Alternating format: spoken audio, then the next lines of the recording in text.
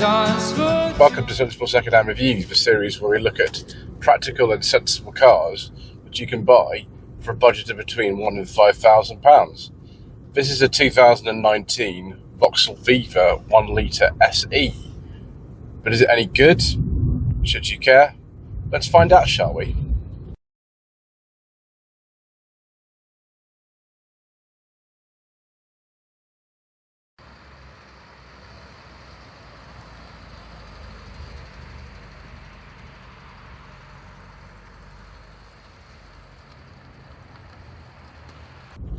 So this generation of Viva, which is known to do with the car that was made between 1963 and 1979, was introduced in this country in 2016. It's actually a General Motors Career design, General Motors Career formerly Daewoo, but not by 2016, which is sold in lots of other places in the world as the Chevy Spark.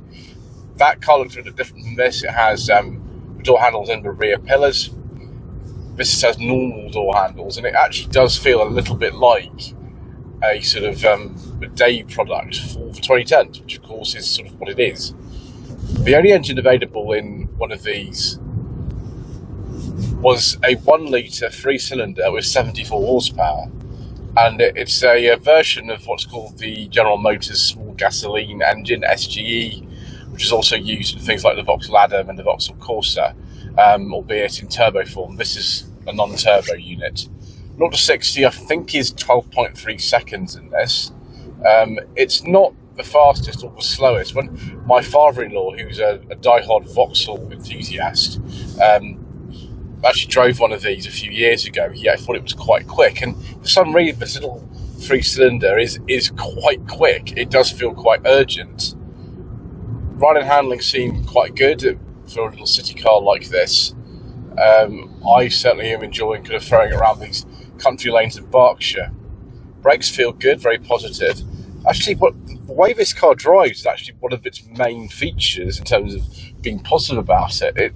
It doesn't necessarily look very nice on the interior, and the design is pleasant and a bit generic. But actually, if we avoid this ridiculous city mode button here, which the majority of people don't need to use, we can turn it on now and see if it makes any difference to the steering. And no, I don't like that. Turn that off, turn it off, turn it off. There we go. If you turn that off and don't use the city mode, then generally the steering is quite well weighted. The car feels pleasant enough to sort of hustle along these lanes. Quite like it, viewers, actually.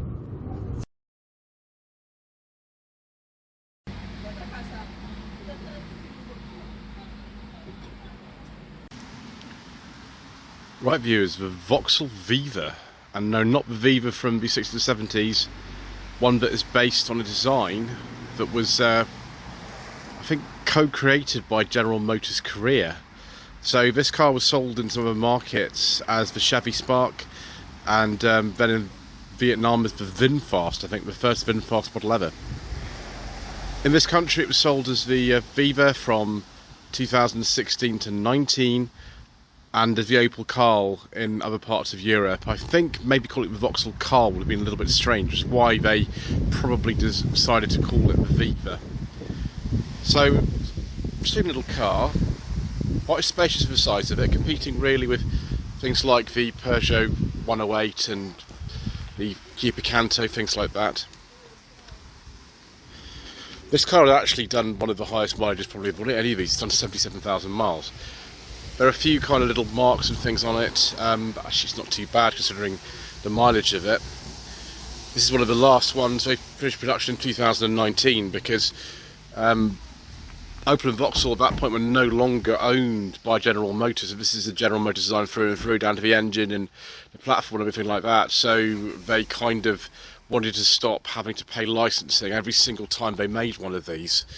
And so the Opel Karl and the Vauxhall Viva were discontinued in 2019 without really too much of an immediate replacement, I don't think, really.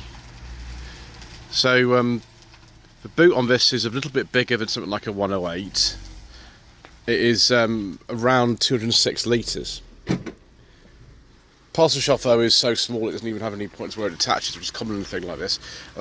my trade plate in a bit of a strange way, viewers. I hope you don't mind it being like that. So there we go. This car does need some final preparation. It needs finishing off. It needs a good hoover and things like that. Just open this up and actually find somewhere. This is quite poorly designed. You can't get the boot carpet out very easily at all. It's very, very poor. Oh, hold on a second, viewers. Right, there we go. Look, generally, there we go. GM branded thing, so definitely still within the General Motors empire. Not like these days where, you know, every single Vauxhall is based on a sort of PSA platform, really, and has been since, oh, I don't know, a long time now. Doors on this at the back are actually quite big, so it should be quite easy to get into the back of this. Same thing with the old Chevy Spark, really. That was also quite big at the back and quite tall. The owner of this car, I think, has been a smoker, so there's sort of holes in the fabric and things like that, which is a shame. But there we go. Makes the prices a bit lower on this. So well within sensible second-hand reviews territory, even most of the 2019 car. Yeah, that's going to need sorting out, isn't it? Nevertheless, winding windows in the back. I can't remember if the SL model actually had electric windows in the back. These SEs don't.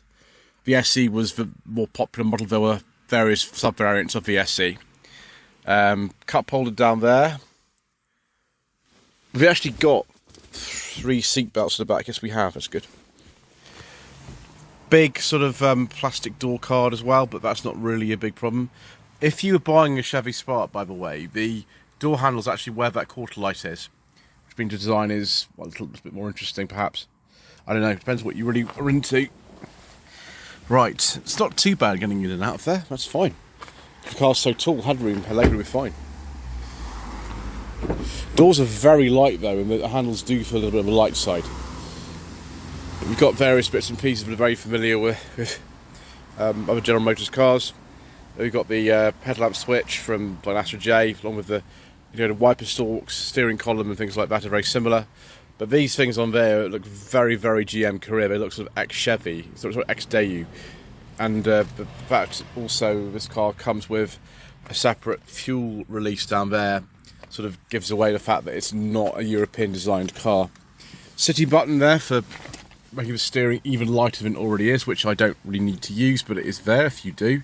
You could, on the SE model, pay, I think, under £500 and get that changed into a touchscreen. And there was an SE nav model as well. So we'll open this up. The glove box lid looks like it's off a Corsa, actually. See if we can get the secret mission documents in. Nope. Here we go in the door. Yeah, that'll do. So yeah, just very basic, but then if you're buying a car like this is what you want. You don't mind if it has a plastic steering wheel and no soft touch on the dash or anything like that. That doesn't really matter. And we've got a nice sensible radio. Got USB port down here. There we go. Might plug my phone into that, although it won't be used and it will have Apple CarPlay, will it, viewers? Not that it matters. Got air conditioning this model. I think you could buy an SE non-air conditioning model if you wanted to, if you were the sort of hair shirt variety person. Yeah, it seems okay. There is just one courtesy light in here. That's not unusual. Got a coat hook there. I don't know why you want to use your Vauxhall Viva for business duties, but maybe you would. Yeah, there's not really much to say. You've got a normal handbrake, 2 cup holders, and not a lot else. But then that's not really the point of this car. The point is it's nice and simple and light and fuel efficient, which of course it is. So this is General Motors' own small gasoline engine, SGE. In this case, 1 litre in capacity, 3 cylinders and 74 horsepower. Got a couple of GM looking sort of coolant reservoirs and things in here, but I think what they've decided to do is just not put any covers on here at all. And I very much appreciate that. It's a completely naked engine like this, and it's very rare to see something like that these days. They are timing chain driven. This is also the same sort of engine used in some of the Corsa E's and the Vauxhall Adam. And MG also used a version of this for the 1 litre ZS quite recently, actually, although that had a turbo. This has no turbo. I don't think maintenance of this is going to be particularly difficult. Not really at all. It looks pretty simple to work on this. Actually quite relieved that actually you can, go down and kind of see the floor down there, which is rare. So yeah, it's probably one of the reasons why people like these. Nice and simple and easy to work on, nice and light and uncomplicated for a modern car. Anyway, let's us go out for a drive, shall we, viewers, and see how this Viva performs on the road.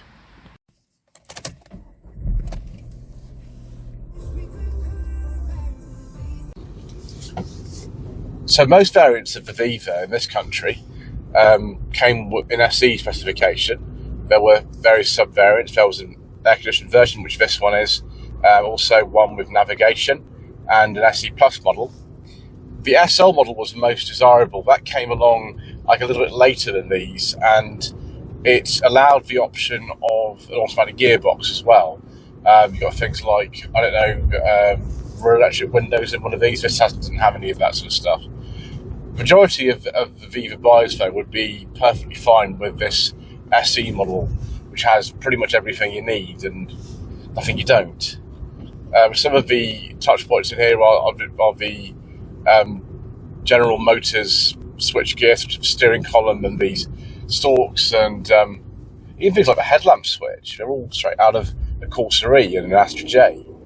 So, be very familiar to somebody who was used to the European versions of the Opel and Vauxhall cars, whereas this one, having little to do with any of the others built in Europe being built in Korea, is a little bit alien, but I have not heard any horror stories of these really at all. I can understand they're generally quite reliable little cars.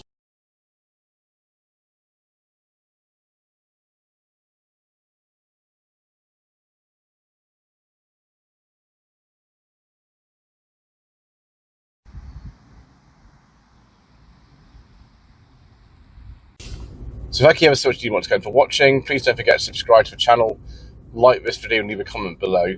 And we shall see you again very soon for some more reasonably priced motoring.